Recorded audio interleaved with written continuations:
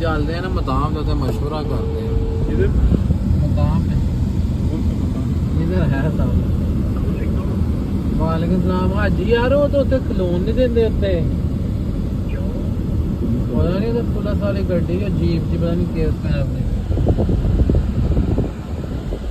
मजरा या भी उत्ते है ना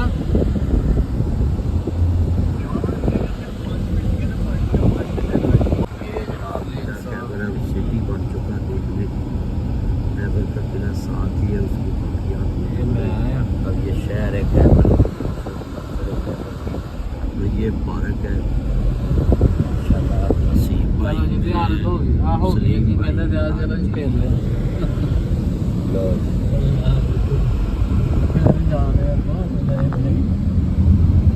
ये जनाब कैबल शहर है ਉੱਥੇ ਹੀ ਚੱਲੇ ਆਪਾਂ ਕਿੱਧਰ ਨੂੰ ਹਾਂਜੀ डेवलप कितना काल आया वे लो काल लगा है भी वो ही ना अच्छा है ना ਆ ਸਿੱਧੀ ਗੱਡੀ ਜਾ ਰਹੀ ਹੈ ਨਾ ਇੱਧਰ ਨੂੰ हुक्मे का निशान बनाया हाँ जी ये कितना दूर से 2 घंटे लगे ना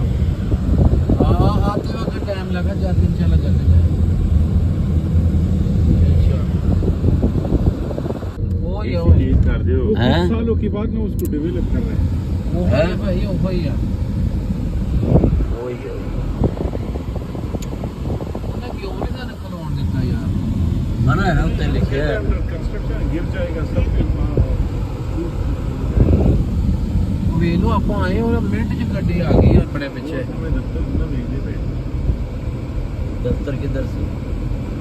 नहीं उन्होंने ना ਜਦੋਂ ਆਪਾਂ ਐਨ ਗੱਡੀ इशारा किया ਆਪਾਂ ਜਦੋਂ ਐਨ ਗੱਡੀ ਮੋੜੀ ਆ ਨਾ हाँ ਉਹਨੇ ਟਾਟਾ ਕਰਤਾ ਇਹ ਮੈਨੂੰ ਸਮਝ ਨਹੀਂ ਲੱਗੀ ਬਾਅਦ ਜੋ ਆਪਾਂ ਵੇਖੀ ਵੇਖ ਲਾ ਗੱਡੀ ਮੈਂ उन्हें मोड़ ली सी है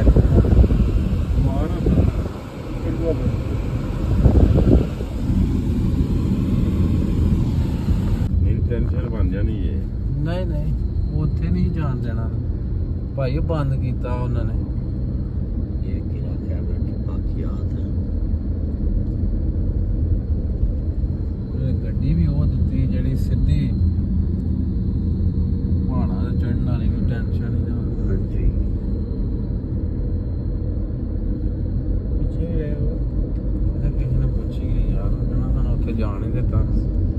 ਇਸ ਤੋਂ ਬਾਅਦ ਇੱਕ ਹੋਰ ਵੀ ਲੋਕੇਸ਼ਨ ਸੀ ਉੱਥੇ ਪਾਈ ਹੋਣਾ नहीं जरूरत नहीं हो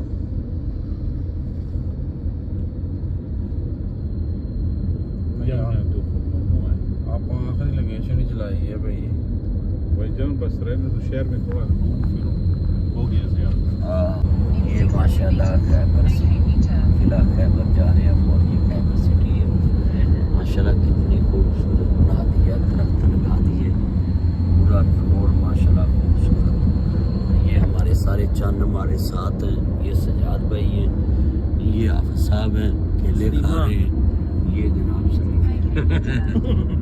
ये जनाब सीम साहब हैं इधर फजल भाई है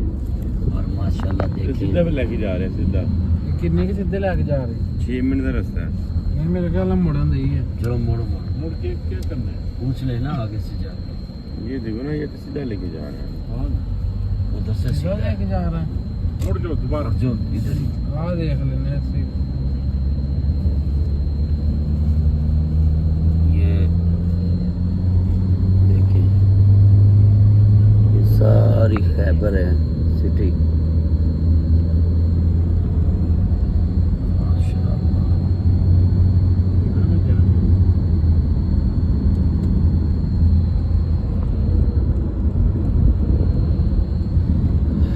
ये खैबर सिटी है जनाब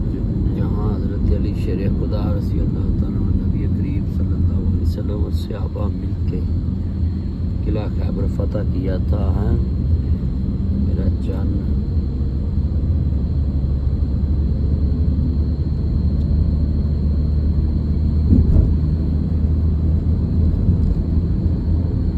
In 400 meters, slide right.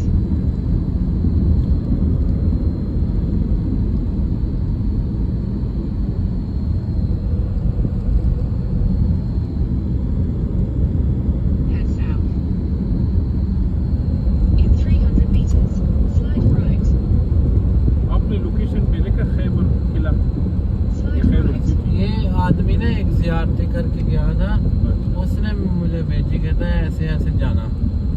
तरतीब भाई लोकेशन पे उसने बोला है पहले इस लोकेशन पे जाना